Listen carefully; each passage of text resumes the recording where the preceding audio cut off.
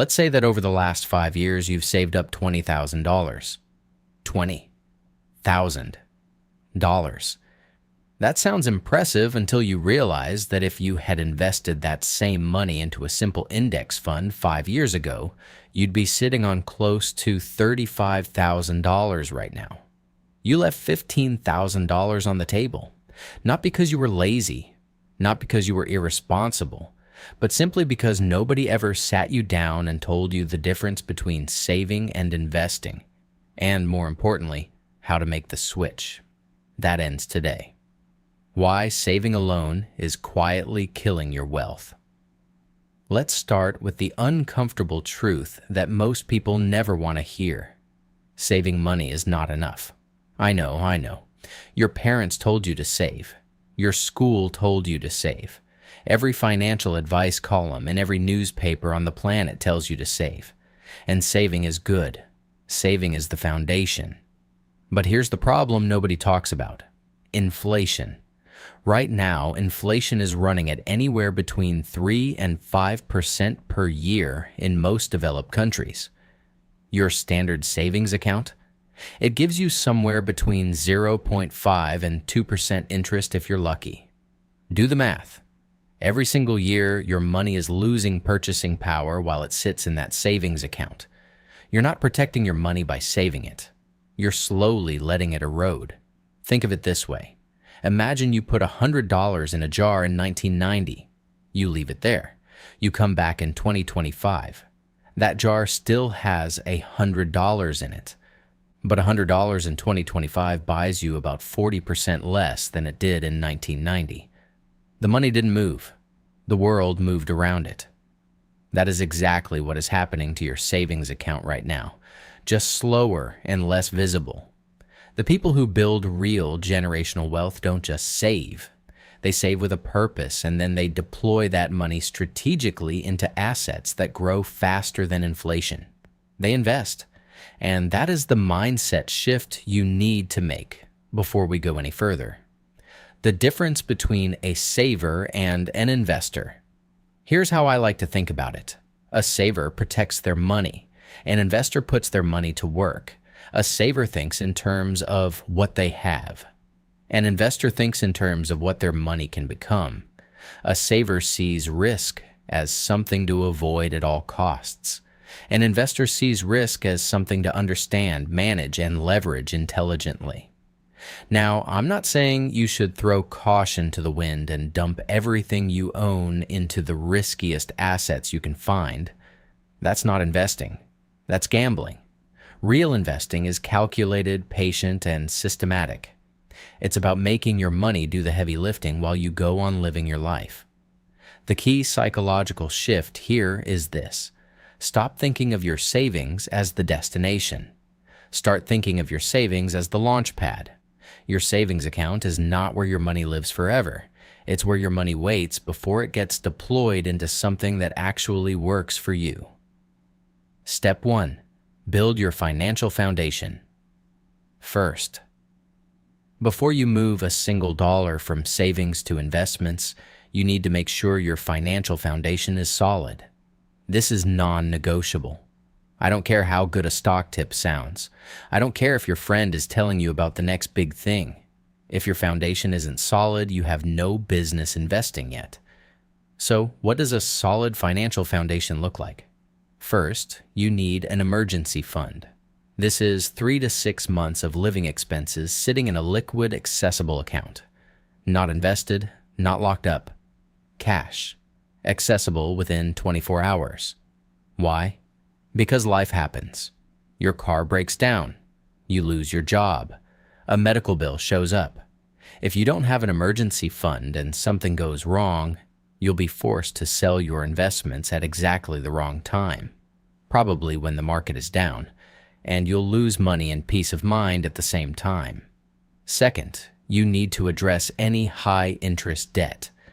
If you're carrying credit card debt at 15, 20, or 25% interest, paying that off is the best guaranteed return you will ever get. No investment in the world consistently returns 25%. Pay off the high-interest debt first. Once those two boxes are checked, emergency fund in place, high interest debt eliminated, you're ready to start investing. Not before. Step 2. Define your investment goals. Here's a mistake almost everyone makes when they first start investing. They just start. They open an account, they buy some stocks, and they have no idea why they're doing what they're doing.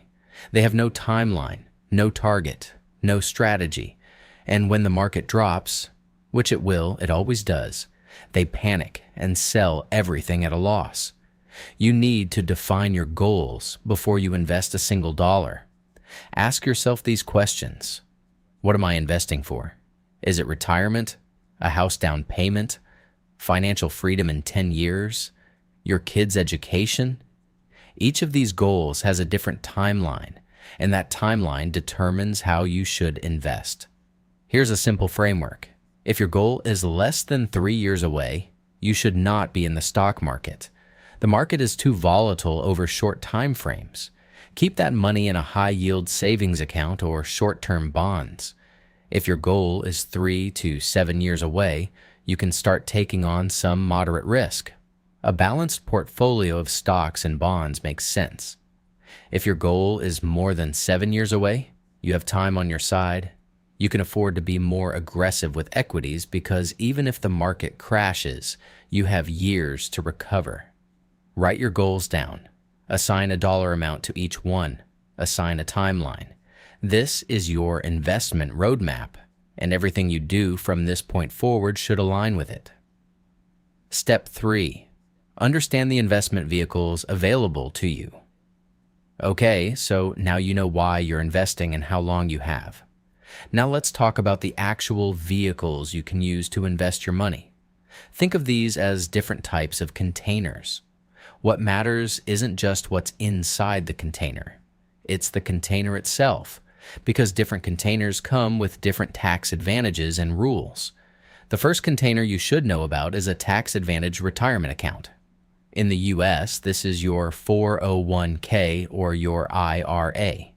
In the U.K., it's your ISA or your SIPP.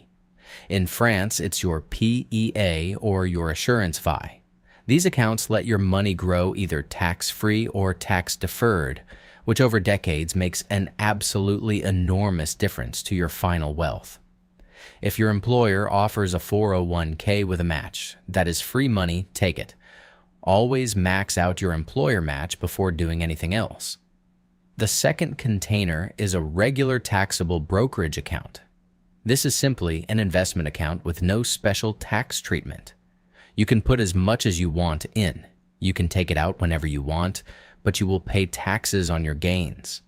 This is the account you use once you've maxed out your tax-advantaged options. Inside these containers, you then choose what you actually invest in. And this brings us to the next step. Step 4. Choose your investment strategy. 4. Choose your investment strategy. This is where most beginners get completely overwhelmed. Should I buy individual stocks, ETFs, index funds, mutual funds, crypto, real estate? The sheer number of options is paralyzing, and that paralysis causes people to do nothing, which is the worst possible outcome. Let me simplify this for you dramatically. For the vast majority of people, especially beginners, the best investment strategy is low-cost index fund investing. That's it. No complicated stock picking, no trying to time the market, no hot tips from Reddit, just consistent, regular investment into diversified, low-cost index funds. Here's why. Numerous studies have shown that over the long term, the overwhelming majority of actively managed funds run by professional investors with teams of analysts and decades of experience, fail to beat a simple index fund. If the professionals can't consistently beat the market, what makes you think picking individual stocks in your spare time is going to work? An index fund simply tracks a market index. The most famous one is the S&P 500, which tracks the 500 largest companies in the United States. When you buy an S&P 500 index fund, you're not betting on one company. You're betting on the entire American economy. Historically, the S&P 500 has returned an average of about 10% per year before inflation and around 7% after inflation. Is every year a 10% gain? Absolutely not. Some years are down 20%, but over long periods of time, the trajectory is consistently upward. Start simple. A 3-fund portfolio is all you need. 1 U.S. stock market index fund, 1 international stock market index fund, 1 bond index fund. That's it. That gives you diversification across thousands of companies, in dozens of countries, across multiple asset classes. And you can build this entire portfolio with 3 ETFs and a few $100s. Step 5. Automate everything. This is the step that separates people who actually build wealth from people who just intend to. Automation. Here's the thing about humans. We are terrible at being consistent when it requires willpower. Every single month, if you have to manually log in, decide how much to invest, transfer the money, and make a purchase, something will get in the way. You'll have a rough month and convince yourself to skip it. You'll see a news headline about a market crash and tell yourself to wait. You'll forget. Life gets busy. The solution is to take yourself out of the equation entirely. Set up an automatic transfer from your checking account to your investment account on the same day every month, ideally right after you get paid. Then set up automatic investments inside that account so the money is immediately deployed into your chosen funds. This strategy is called dollar cost averaging, and it is one of the most powerful tools available to regular investors. By investing the same amount every single month, regardless of what the market is doing, you automatically buy more shares when prices are low and fewer shares when prices are high. Over time, this averages out your cost per share and removes the emotional decision-making that destroys most investors' returns. The best investment strategy in the world is worthless if you don't execute it consistently. Automation makes consistency effortless. Step 6. Know how much to invest. All right, so you've set up your accounts, you've chosen your funds, you've automated your contributions. But how much should you actually be investing every month? Here's a framework that works well for most people. It's called the 50-30-20 rule, but I like to adjust it slightly for those who are serious about building wealth. The idea is to split your after-tax income into 3 buckets. 50% goes to needs: rent, food, utilities, transportation, minimum debt payments. These are non-negotiable expenses. 30% goes to wants: dining out, entertainment, travel, hobbies. These are the things that make life enjoyable and sustainable.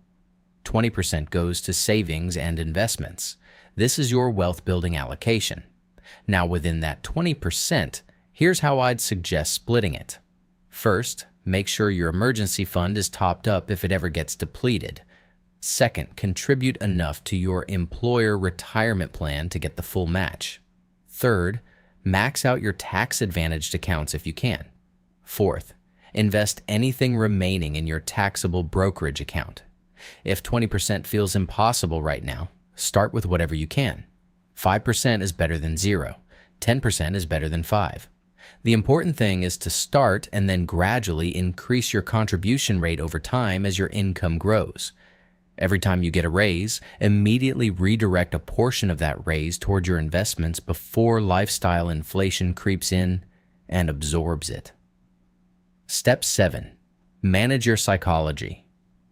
I want to spend some real time on this because this is where the vast majority of investors fail. Not because they chose the wrong funds, not because they invested too little, but because they couldn't manage their emotions when things got difficult. Markets go down. This is not speculation. It is a certainty. Since the year 1900, the U.S. stock market has experienced dozens of bear markets, recessions, crashes, corrections, and crises. And every single time, without exception, the market eventually recovered and went on to reach new all-time highs. Every single time. But here's the tragedy. When markets drop, The average investor panics and sells. They lock in their losses. They sit on the sidelines waiting for things to feel safe again. And by the time they feel safe enough to get back in, the market has already recovered and they've missed the best days of the recovery. Studies consistently show that missing just the 10 best days in a decade can cut your returns almost in half. The investor who does nothing during a crash consistently outperforms the investor who reacts to it. So, how do you build the psychological fortitude to stay the course? First, only invest money you won't need for at least 5 to 7 years. If you know you don't need the money anytime soon, short-term drops feel much less threatening. Second, stop checking your portfolio every day. Once a month is plenty. Once a quarter is even better.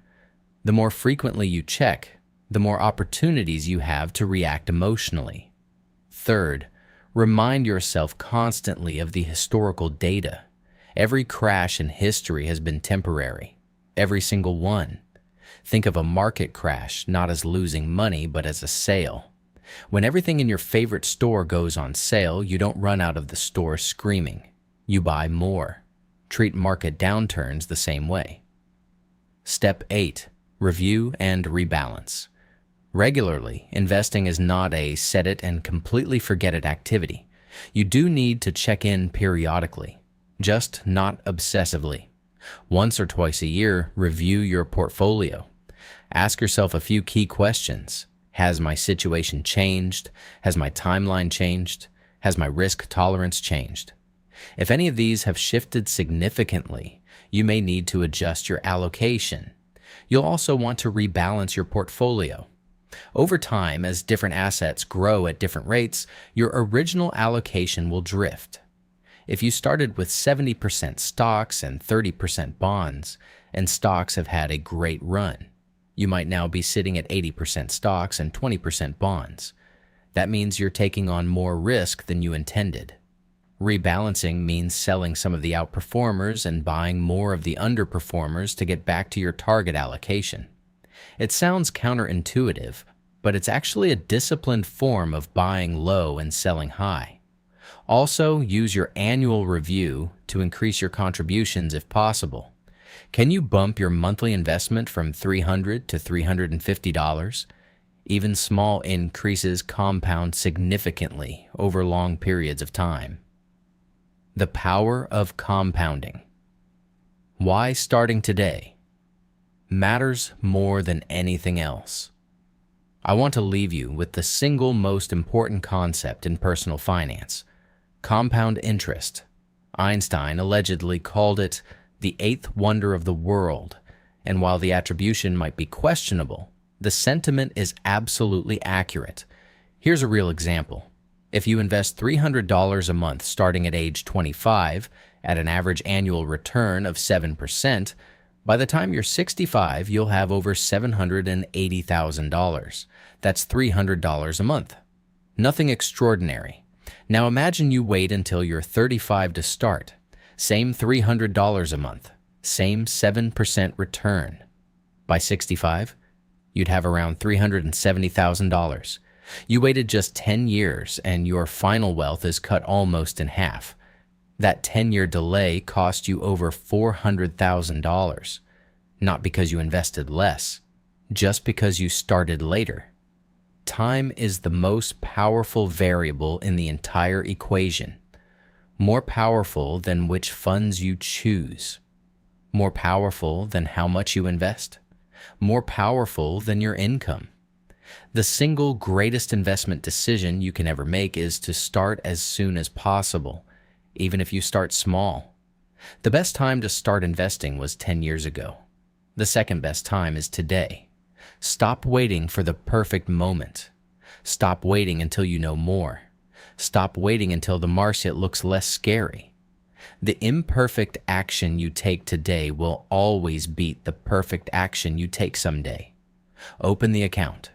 Make the first transfer. Buy the first fund. And then let time do what it does best. Your future self will thank you.